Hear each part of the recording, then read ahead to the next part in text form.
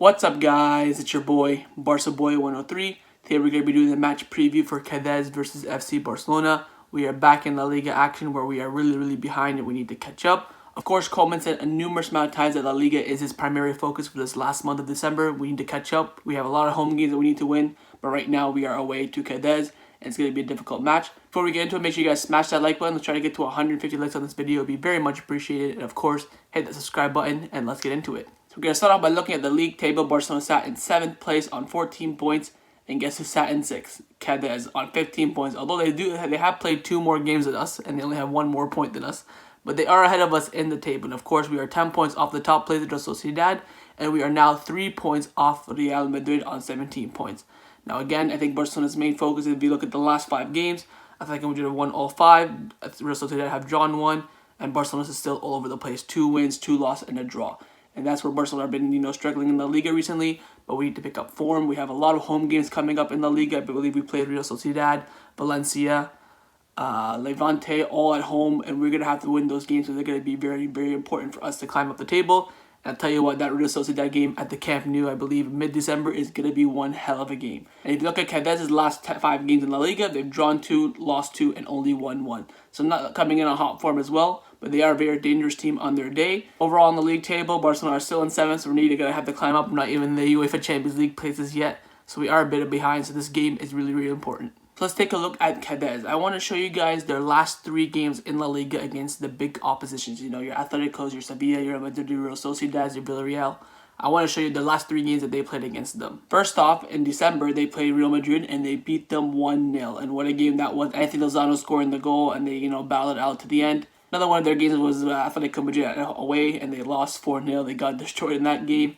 Another one at home, they only lost 1-0 to Real Sociedad, with Isaac scoring the goal in the 60th minute. So they feel like against the big teams at home, they do relatively well, but of course they still end up losing games. So let's take a look at their last game. The last game was on Saturday against Elche, which was a 1-1 draw away from home. And if you look at it closely, they had the red card Elche, and they ended up scoring in the second half. So before that red card, it looks like Elche were dominating them, got sent off at the halftime, and then they came back. They couldn't even get the win. They could only get the draw. Their lineups on the screen right now. They play the 4-4-2. This is what they always play every single game in La Liga. I think the main players to look out for is, of course, Anthony Lopez, Alvaro Negredo, and, of course, Alex in midfield. He's been brilliant for them this season. Those are the top 3, players I'd look out for. And they're a very dangerous side. They play the 4-4-2, drop back, hit them on the break. Very simple, but very effective in La Liga, of course. And it is going to be dangerous. I think Koeman has to go with a relatively attacking side. I think Koeman's front 4 selection is going to be key because he's going to need to go with width and he's going to need to go with Griezmann in the middle and Braithwaite up top. Because we're getting a number 9 to occupy the space between the 2 center backs.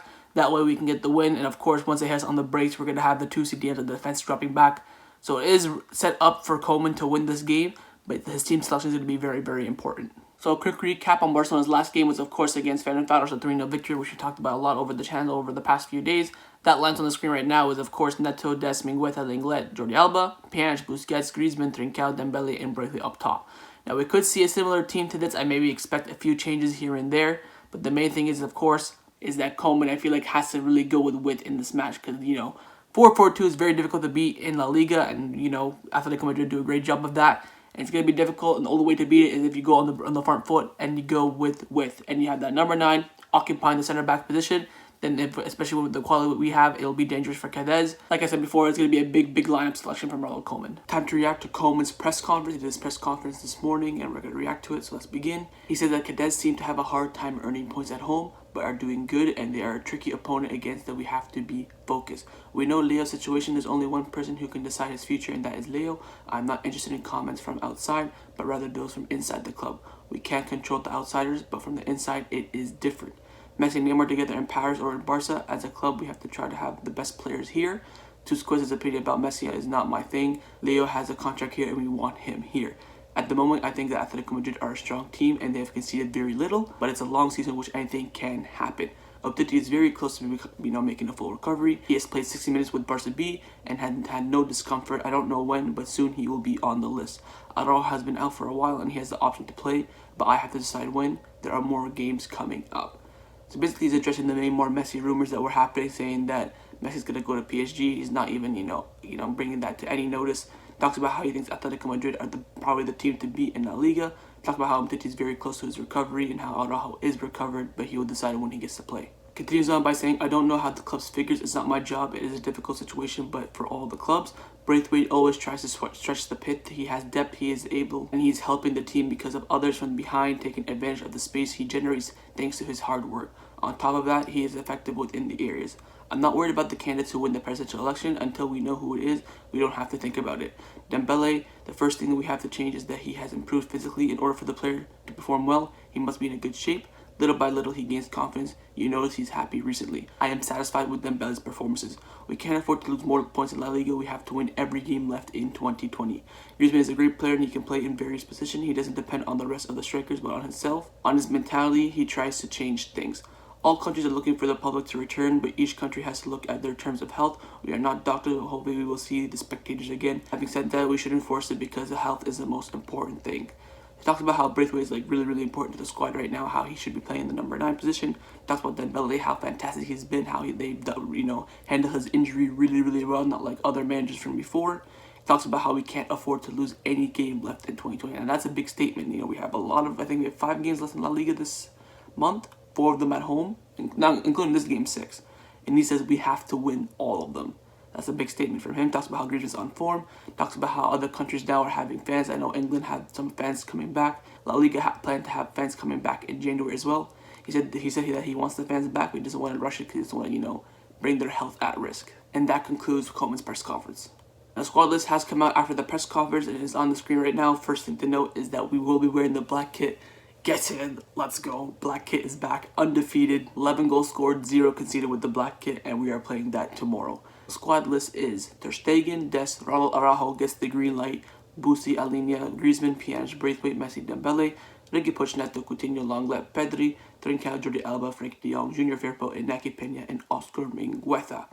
Now we only have 3 exclusions from our squad list. We have Piqué's injury, Roberto, who has COVID and is injured, so not too well for Roberto, and of course Umtiti and Matheus Fernandes. So those are the 4 exclusions. 3 of them are injured, 1 of them hasn't been selected. So he chose basically Oscar Mingueza over Fernandes.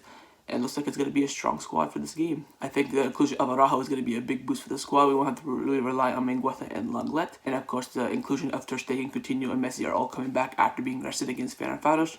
It's a strong squad and we need to get this win. Time to predict the lineups. We're going to start off with Ronald Koeman. I'm going to try to predict his lineup. I think it's fairly predictable team. I wouldn't be shocked if I got this right. I expect maybe 1 or 2 changes maybe from my prediction because, there's a lot of, if, buts, and maybes. But a lot of I've gone with is on the screen right now. I think he's going to go with Ter Stegen in goal. That's at right back. Mingueza and Lenglet, 2 center backs. Jordi Alba at left back.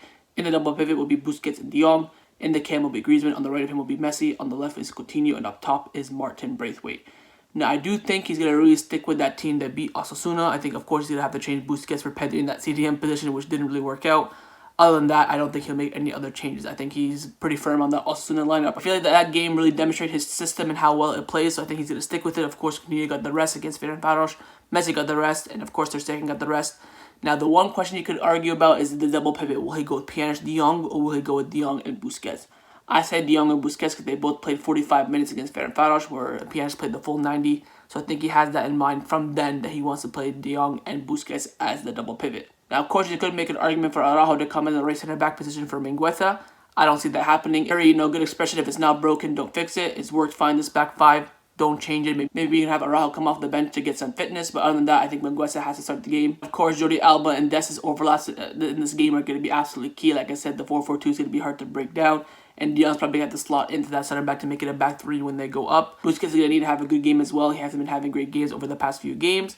And of course, that front 4, they performed against Osasuna. They got the 4 goals. And they're going to need to do it again in this match as well. So this is the lineup I've gone with. Let me know what you think about it. I think this is pretty much what Koeman's going to go with. I've never been this confident for a lineup prediction, but I think this is what he's going to go with. Now I'm going to show you my lineup, what I would do if I was a Barcelona coach. And my lineup's on the screen right now. So I've only made 2 changes from the Koeman lineup. I brought in Alena for Busquets and Dembele for Coutinho. I think the width in this game is going to be really important. Dembele had a fantastic match against Ferencvaros. Man, the match, he's going to start on that left-hand side. And I feel like with this front, I think this is our strongest front 4 going forward. Of course, you have the proper number 9 in Braithwaite. You have the wingers in Messi and Dembele. Messi comes inside once in a while. That cam position of Griezmann. I think this could be our strongest front 4. And I hope he goes with this. But I feel like with Coutinho being rested against Ferencvaros, he's going to pick Coutinho. I would love to see this start from the get-go. I feel like this could be really dangerous against Cadiz. Of course, Alena and De Jong, I feel like having, like I said before, I've said it again, the double pivot position, I feel like we should have one defensive midfielder and then one kind of creative attacking midfielder to, break the lines between the defense and the attack. Because like I said before in my Ferencvaros review, De Jong really breaks down the counterattack. He always takes his time with the ball. With Alena in there, he can keep the counterattacks going. Because if you see in the Ferencvaros game, there was one moment where De Jong had the ball, Braithwaite and Dembele were both making runs, and he decided to take his time with it, and then he lost the ball. Then Dembele was like, "What are you doing?" And then De Jong said, "I'm sorry." With Alena in the team, he will continue that. He's going to be the link from the defense to the attack. I feel like De Jong is a fantastic CDM. I think what he does in that position is fantastic. But having a career midfielder beside him like Alena or Puig would be absolutely fantastic, and we haven't seen that yet.